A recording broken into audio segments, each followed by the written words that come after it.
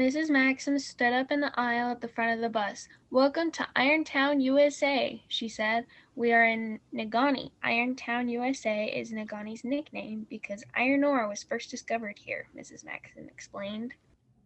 Miners Park was small, about the size of a city block, but shaped like a triangle drawn by a kindergartner. Scattered maple trees shaded a few picnic tables. A rusty old iron ore railroad car, a tiny log cabin the size of a playhouse, and 2 basketball courts decorated the park. Best of all, Libby spied a play yard, one of those neat ones with slides and climbing ropes and the swinging bridge. And of course, there was the monument. "Now, class," she said, "before you go off to play and have lunch, we're going to investigate the monument and learn some local history. So when you get off the bus, go directly to the monument." The kids tumbled off the bus and ran to the base of the monument. It looked much bigger when you got right up to it. Libby had to tip her head way back to see the top of it. The monument was shaped like a pyramid and built of stones piled on top of each other and cemented in. The stones were different colors and sizes. Some had interesting orangey-brown stripes and swirls. Some sparkled silvery black like crumpled tinfoil. Some were plain brown or black. Libby figured some of them were iron ore. Which ones? "This is a state of Michigan historic marker," Mrs. Maxim explained. "It was put here so people would know that something important happened here. Let's read it and see." She began to read the words on the plaque in a loud, dramatic voice. "This monument was erected by the Jackson Iron Company in October 1904 to mark the first discovery of iron ore in the Lake Superior region. The exact spot is 300 feet northeasterly from this monument to an iron post. The ore was found under the roots of a fallen pine tree in June 1845 by Giesecke, a chief of the Chippewa tribe of Indians. The land was secured by a mining permit, and the property subsequently developed by the Jackson Mining Company, organized July 23, 1845. Here's what that means," she explained in her teacher voice. "The white men were exploring for minerals. They knew there was iron ore around here somewhere because they had heard about William A. Burt's findings from the year before. Mr. Burt had been mapping the area into pieces of land that settlers could buy. Suddenly, his magnetic compass began to go crazy, spinning and jumping around instead of pointing north." "That's not possible," said Nathan Westlake. "The needle on a compass always points north. My scout leader said so." "Well, that's true, but not in this case. And that's what was so strange. Mr. Burt and his men had never seen a compass act like that. So they started to look around, trying to find out what was causing the compass to go crazy. They found some rocks sticking out of the side of a hill that were causing it. What do you think those rocks were?" "Iron ore?" That's right. The rocks were actually chunks of magnetic iron ore, but Mr. Burt didn't make a big deal of it. He didn't even put it on the maps. All he was interested in was finishing his survey so settlers could buy the land and build farms and towns on it. "So," Mrs. Maxim continued, "these mining explorers knew there was iron ore somewhere, but they couldn't find exactly where. They were ready to give up just in time they met a local Ojibwa chief named Giesecke. He knew where the shining dark ore could be found, so he led them to it." "Legend says that Giesecke led them to the roots of a large pine tree that had fallen over, lifting up the ground and showing chunks of iron ore. But no one knows if that's really true or just a legend or story." These men made a careful map and then went back to the lower Michigan to get a permit or permission to start an iron mine. They called their company the Jackson Mining Company because they were from the city of Jackson, Michigan. In 1845, they started mining, and since that time, more than $48 billion worth of iron ore has been mined in the area.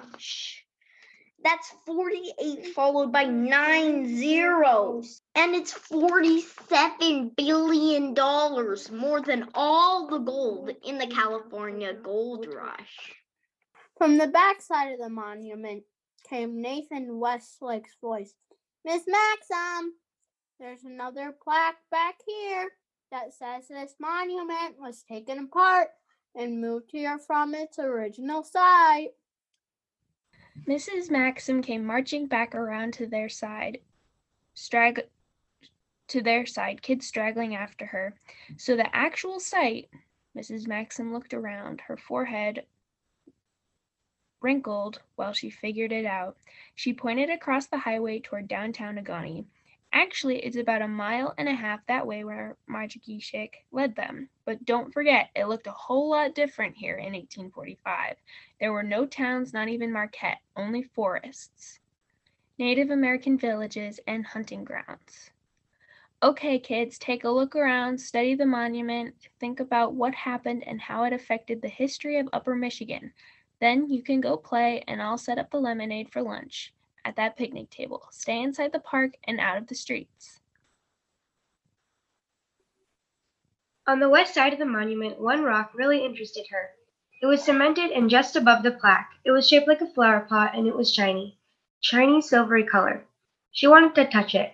It looked as if the silvery stuff would rub off on her fingers like glitter. She set her lunch bag down on the ground beside the monument. Give me a boost, she said to Samantha. I want to touch that shiny one up there. Do you think it's iron ore like the shining rock that Majigishik found?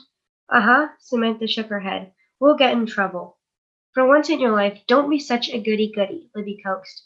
She knew that if there was one thing Samantha hated, it was being called a goody-goody. Come on, Mrs. Maxim will never notice us over here.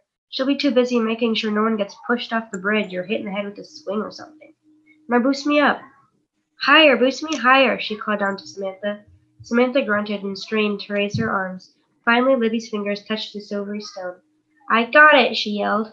I can't hold you much more, Samantha called. She grumbled. I never thought you'd get so interesting in anything about history. The shafts of light bursting into Libby's eyes from the ring and rock were almost blinding her. Michigan, Swishigan, history, twistery, sparkly, perkly, she chanted, ready to come down. But something strange began to happen. The light started to dance dizzily in her eyes, while the rest of the world faded away.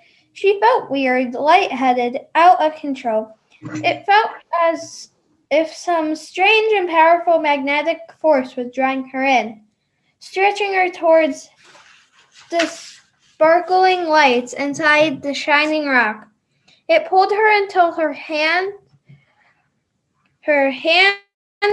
then her arms seemed to disappear into the darkness at the heart of the rock. She took a big shuddering breath as the magnetic force pulled her away from all she knew. She was inside darkness, a darkness as black as a witch's cave. She was falling into a black tunnel with a brilliant silvery light at its center, blinding her. Ow! Libby's head hurt. Her back hurt. Her elbows hurt. What was she doing lying on the cold, hard ground? Oh, yeah, a weird, dizzy, pulling feeling had come over her. She must have fallen off the monument. She felt like Humpty Dumpty, but when she checked, she was still together, just sore. But why was it so dark? It was supposed to be lunchtime. As the dizziness in her head cleared, Libby looked around her. No Samantha, no kids, no monument, no park, no bus. Only the dark, shadowy shapes of tall trees and the brown pad of dry leaves and pine needles where she sat. Where was everybody? Where in the world am I? She wondered. Fear began to nibble at her backbone. She was alone, at night, in a forest. She had no idea where she was. How had she gotten there? How could she find her way back home? Okay, Libby, don't panic. Get a grip on yourself. You've got to get out of here, she said to herself in a whisper. You can do it. Come on. It's probably just a bad dream. Let's go, she told herself. She seemed to be on some sort of path. The dirt was flattened and hard from many feet, or hooves, or paws. She was so tired and so hungry.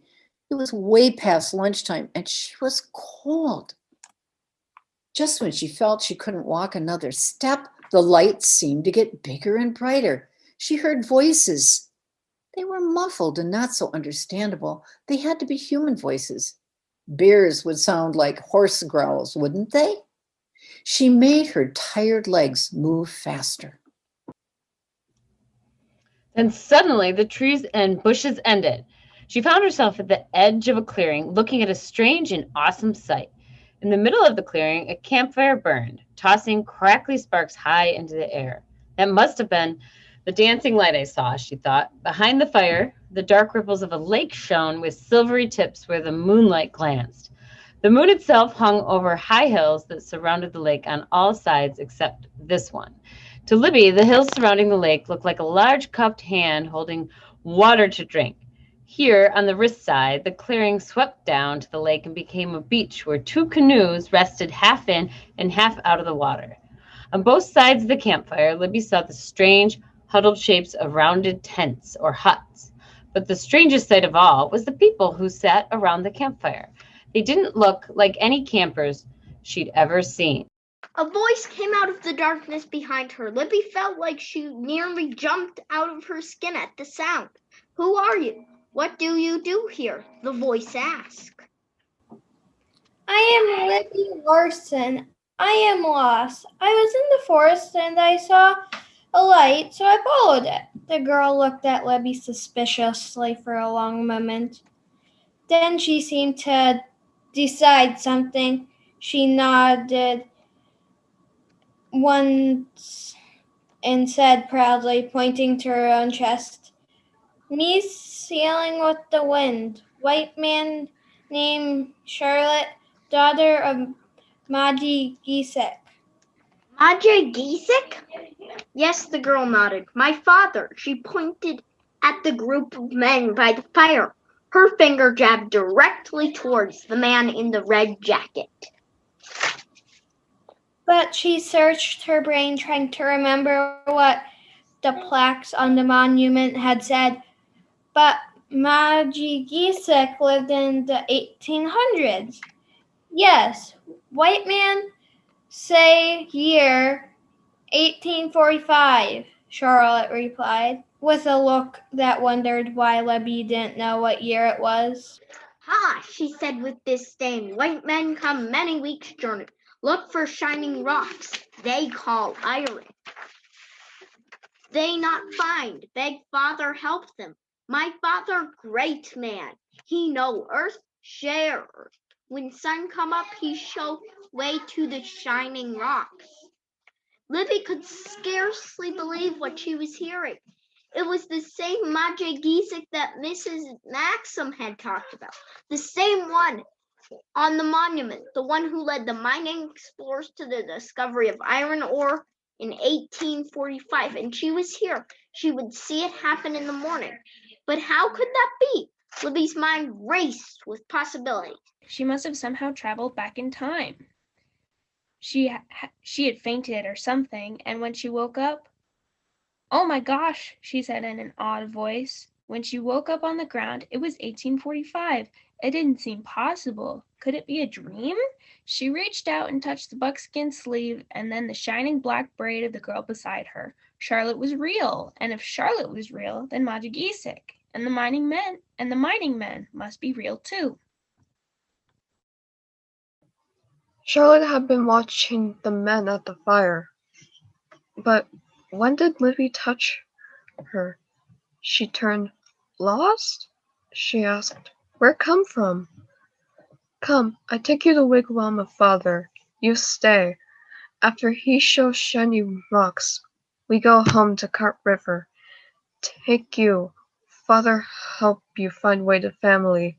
She began walking toward the hut closest to the fire. Libby followed her.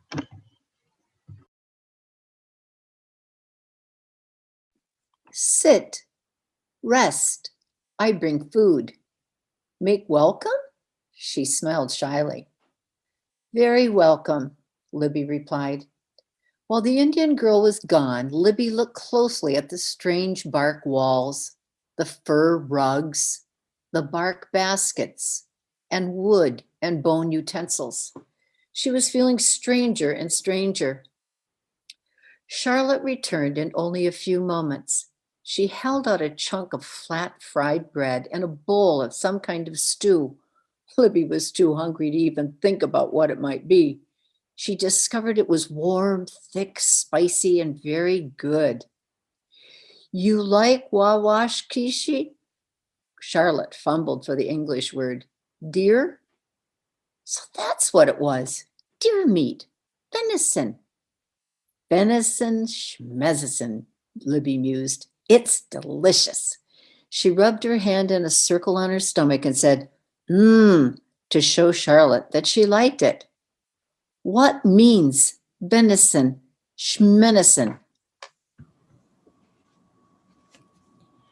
Venison is what people call deer meat where I live. Smemation is just a made-up word. They do that sometimes, just make up words, especially words that rhyme, sound the same, she explained. Venison smession. Libby shibby. Charlotte varlet. She shrugged. "Cool," Libby said. "Way cool." Charlotte laughed, delighted. Important day, important dress, important father. She pointed through the open doorway. Majik stood tall in his red jacket, surrounded by the mining men, speaking and gesturing toward the forest on the other side of the Rutz. Just then, the men outside began to move purposefully, picking up their packs and equipment. "We go," Charlotte said. They left the hut and walked toward the men gathered at the center of the campsite. "No, daughter, not come. Stay." Charlotte's gaze floated away from Libby's face and settled on the group of men just disappearing into the dense forest at the edge of the campground. She didn't have time to think too deeply about what Libby had said. It was time to act. "Must disobey father. We go," she said with quiet determination. Libby nodded and grinned. "We'll follow them. Stay out of sight. They won't even know we're there. I have lots of practice sneaking up on my brothers. Come on, let's go." She grabbed Charlotte's hand and started off before Charlotte could change her mind. In her soft deerskin moccasins, Charlotte hardly made a sound. But Libby, in her tennis shoes, had to concentrate on setting each foot down quietly. And of course, they couldn't talk as they crept through the forest, just barely keeping sight of the group of men up ahead. It seemed to Libby that they had walked forever. She wasn't used to that much walking. Usually she got a ride in a car to wherever she was going. Or, if it wasn't far, she rode her bike. She was glad she had worn her comfortable old tennis shoes instead of the new boot shoes that were so cool looking but pinched her toes. Shoes, smooge, boots, toots, walking, stalking, she mumbled. Finally, they did stop. Charlotte and Libby hung back behind some low bushes where they could watch but be hidden from the men. The woods had thinned in the last 100 feet. Now, instead of tall trees, they saw first low bushes and then the lean grasses of clearing up ahead. Farther in the distance, a rock outcropping that looked like a small mountain edged the clearing. Maji G6 stopped. A strangled noise came from his throat. He turned around and faced the men, his back to the rock hill. Margie Giesecke stood with his feet planted, his back to the clearing and the rock outcropping, his face twisted in indecision. The mining men halted and became quiet, watching Margie Giesecke warily. Everything was silent, waiting. Only the drowned buzz of bees could be heard in the clearing. As Margie Giesecke wrestled with his beliefs. Finally, he took a deep breath. "I not look," he said in a tortured voice. "Spirits of shining rocks, not look into Margie Giesecke's eyes." He began walking backward into the clearing. Walking slowly and carefully backward, Margie Giesecke neared the outcropping. The men followed him still, looking puzzled and wary. At the top of the steep rocks, a giant pine tree lay at an angle. Its bare branches, like gnarled fingers, pointed toward the sky. Half of its roots stuck up in the air. A mound of rocks and dirt heaved up when the tree fell, lay wedged around rocks between the tree and the side of the rocky hill. "This is it. We found it. Look at the compass. It's going mad." They fell on the lumps of rocks and dirt, clawing large, shiny, dark chunks out of the hewed-up earth around the tree roots. They held the rocks up to the sun and silver specks gleaming from the surface. It looked to Libby like someone had spilled a layer of glitter all over the rocks. The rocks looked like the one she had climbed the monument to touch.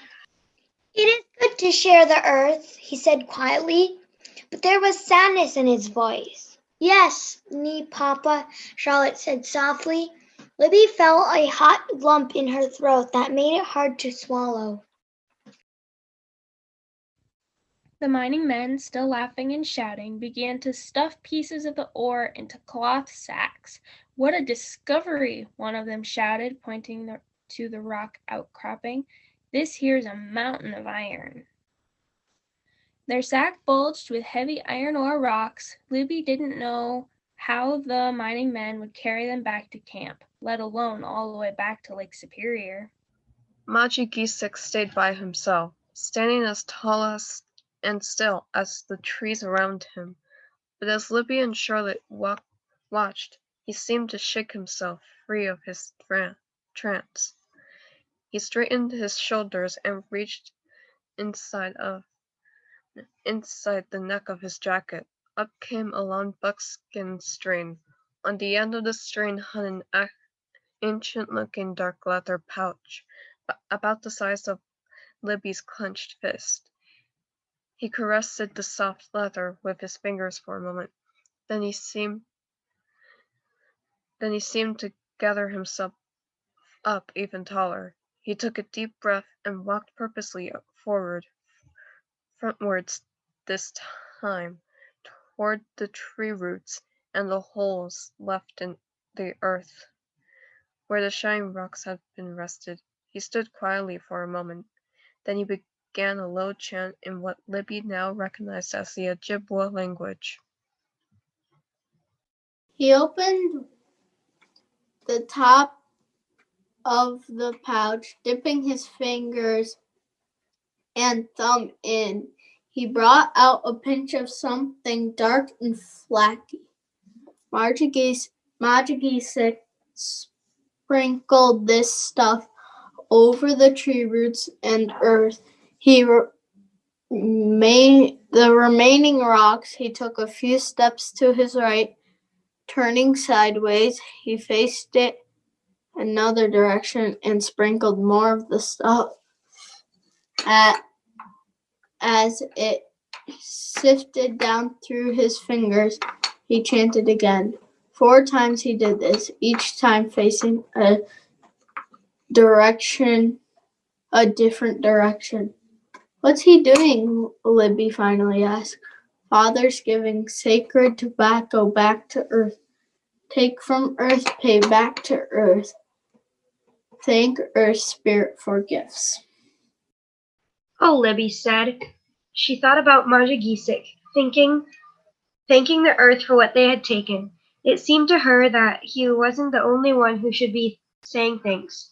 The mining men should be giving thanks too, she said, and maybe all of us who use things made from iron and steel, she thought, not just your father.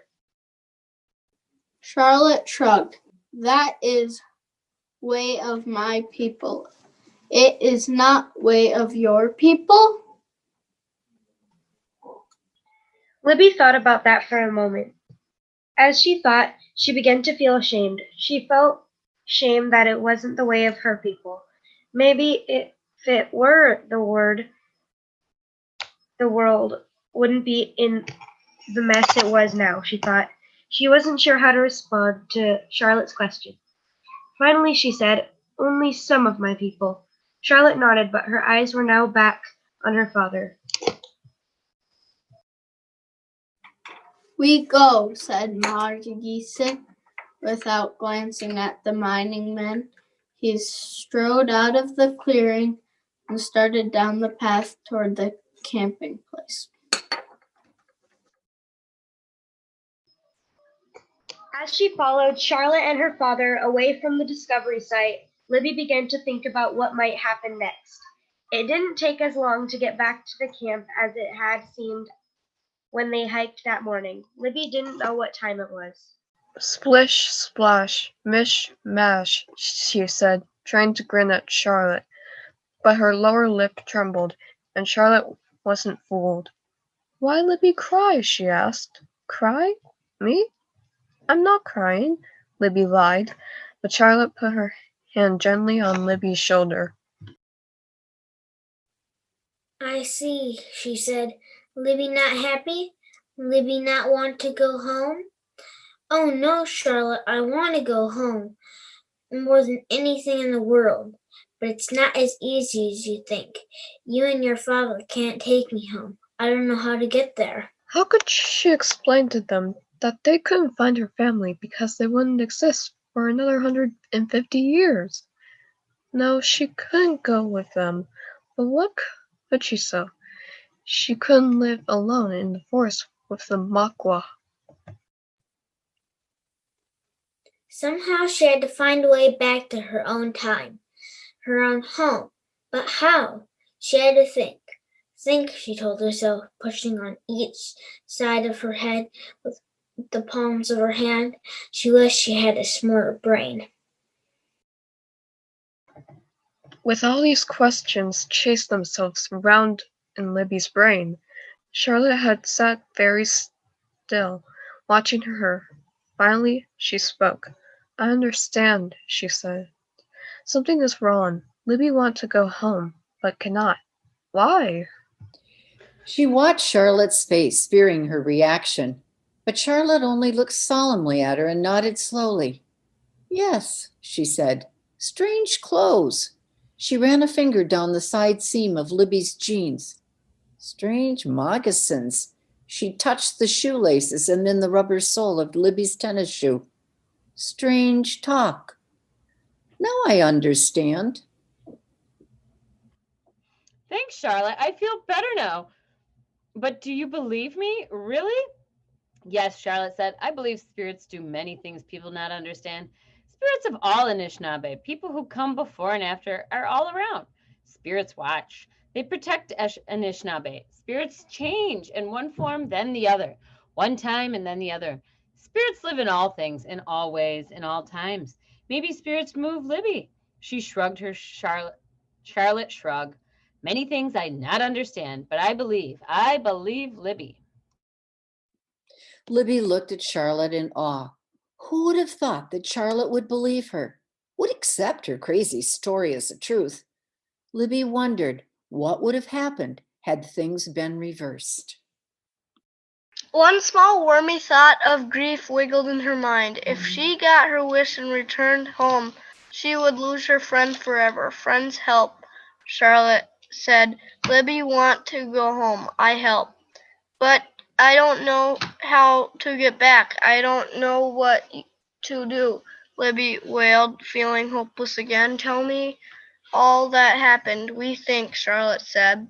When she finished the story, Libby and Charlotte both sat thinking while she thought. Charlotte twisted the beaded fringes on her vest. The soft tinkling of tiny copper bells was the only sound for many minutes. I not know. Spirits bring you here. Spirits must help you go home, Charlotte answered. Then a thoughtful look spread over her face, and she smiled confidently. Must ask Great Spirit for help. Pray. Pray? Good idea, Charlotte. Charlotte raised her eyes to the sky. Libby lowered her eyes. Both girls asked for help, for wisdom, for knowledge of what to do to get Libby back to her own time. Now we wait for Great Spirit to answer, Charlotte said. She got up and returned to tending the roasting turkey. Libby just sat still, thinking, trying to think. Finally, Charlotte returned. Her face was alive with an idea. I think Libby must go backward, she said. Backward, Libby thought it over. Then she grinned and slapped her knee. That's it. You've got it. She jumped up to excitement to sit. That's what I need to do. I need to retrace my steps, try to do everything all over again, the same way, and maybe the same thing will happen again. Libby grabbed Charlotte by both hands and swung her around, dancing and jumping up and down in circles. Charlotte, you are a genius, she said. Genius is cool. What? Way cool. Libby assured her and gave her a hug. Charlotte was squinting into the sun. Must find same place while sun is high to shine on ring and rock. You're right, Libby said. Charlotte put her index finger up to tap her bottom lip. She gazed around the campsite. Can you find the trail from here, Charlotte? Do you know the way? Charlotte pointed to the left. This way, I find. Libby adjusted her two-handed grip on the shiny rock and followed as Charlotte plowed through the ferns and bushes. Crash! Libby bumped right into Charlotte's back. Ow, she said as she banged her head. Charlotte's and the rock. She shoved into her ribs. Charlotte had stopped still in the path. She pointed to the ground on their left. Half hidden under a bush lay a brown paper grocery bag on its side.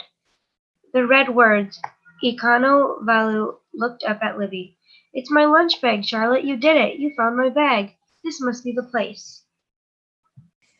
Okay, here's what we've got to do. I'll hold on to my bag in this hand. You stand right there. Charlotte, hold the rock up higher. Now move it around until the sun is making it sparkle. That's it, right there. Perfect. Libby paused, not ready to raise her hand up yet, though. She knew that the time had come when she had to say goodbye to her new friend. If this worked, if she got back home, she'd never see Charlotte again.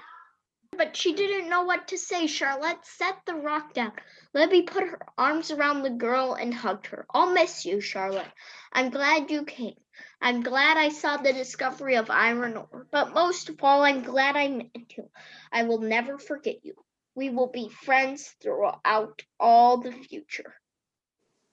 Charlotte looked solemnly at Libby. She took one step, yanked one of the beaded fringes from the front of her fancy vest. She opened Libby's fingers and placed the fringe in her hand. To remember, she said. Thank you, Libby answered in a hushed voice. This time I know it's going to work. I feel it, Libby said, her veins thrumming with excitement and anticipation. Hey, I know that lady. Touched Charlotte's arm. She looked long at her friend, trying to memorize all of her. Her soft brown eyes, her gleaming black braid, her round, friendly face, her strong, sinewy arms, and her tan buckskin dress, her beaded vest, her loving smile. Goodbye, Charlotte, she said. Libby tore her gaze away from her friend and looked up at the shining rock. Reaching, she touched her ring hand to the rock and wiggled it until the sunlight again hit the silvery rock and the sparkling sapphire together. The light stabbed her eyes. She took a big gulp of air. Michigan Swishigan, history twistery, sparkly parkly, she chanted softly. Her body seemed to be enveloped by the shining light. It made her whole self tingle. Blinding whiteness surrounded her, and she felt herself being pulled by a strong force, pulled into the light. Then a curtain of darkness fell, and Libby lost all conscious thought. Libby sat up. She rubbed the back of her head and shook it gently. Double ow, she said. She blinked harder, trying to get rid of the fuzziness. Her eyes began to focus, and she saw that it was Samantha kneeling in the grass beside her, not Charlotte. Charlotte, she realized, was gone, left in the past. Libby had made it back to the future, to her own time. In front of her, she saw the stone monument rising. Around the side scrambled Mrs. Maxim with a worried look on her face. Well, come on then, girls. Most of us have already eaten our lunches. We'll have to get on the bus soon to go to the museum. You'd better hurry, Mrs. Maxim warned as she walked away. Are you sure you're all right? Samantha asked. Yeah, I'm fine. I just have a bad headache. No wonder I have a headache, Libby thought. My head is so confused. Everything seems so ordinary, like nothing incredible happened. It seems like I fell and Samantha slapped my face a few times and called Mrs. Maxim. And a moment later, I opened my eyes and everything was the same as before. Could what I think happened really have happened? Was I really in the past? Or was it just a quick dream or a hallucination or something? But it has to be true. It was so real. Night on the forest trail, Majigishik and the mining men, the huts by the lake, the fallen tree with the shining rocks around its roots, and most of all, Charlotte. Her brain was so full of these thoughts as the bus sped to Marquette and the County Historical Museum that she hardly had time to think about the museum. But as they got closer, she began to wonder if it would be boring snoring. But wait, if it was a historical museum, maybe they would have something interesting about the Ojibwa. Libby was drawn like a magnet to the Ojibwa display. As she got closer, she could see that there was a hut covered with a wide overlapping slabs of birch and cedar bark. A small canoe rested in the sand. The sign said that it was an Ojibwa family at a working summer camp. It looked so real that Libby once again began to feel strange, dizzy, caught between two worlds feeling. Oh, before her eyes hung a beautiful beaded vest. It's just like Charlotte's, she whispered.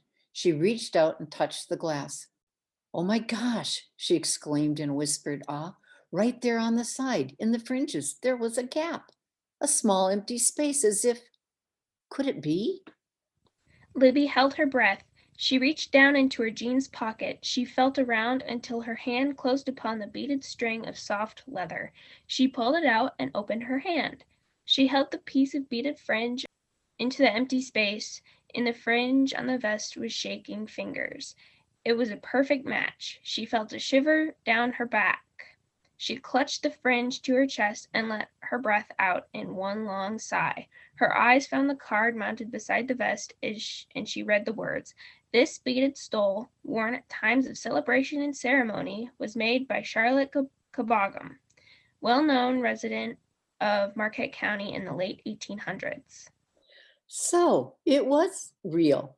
It had actually happened. Charlotte had not only given her a trinket to remember her by, but the proof that she had visited the past. Oh, Charlotte, Farlett, she said softly with a smile. She stood there quietly for a few moments and then shook the cobwebs of the past from her shoulders and looked down at the treasure hunt paper. She crushed it and shoved it in a garbage can as she went to find the museum worker. She had much more important work to do, questions to ask. She had to start on her own hunt for treasures of information, what had happened to Majigisic. But mostly she wanted to learn about Charlotte's life. Was she happy? Where did the name Kabagum come from? Did she get married? Have babies? Did she live a good, long life? Libby made a face like a ferret and set out to find some answers. The end.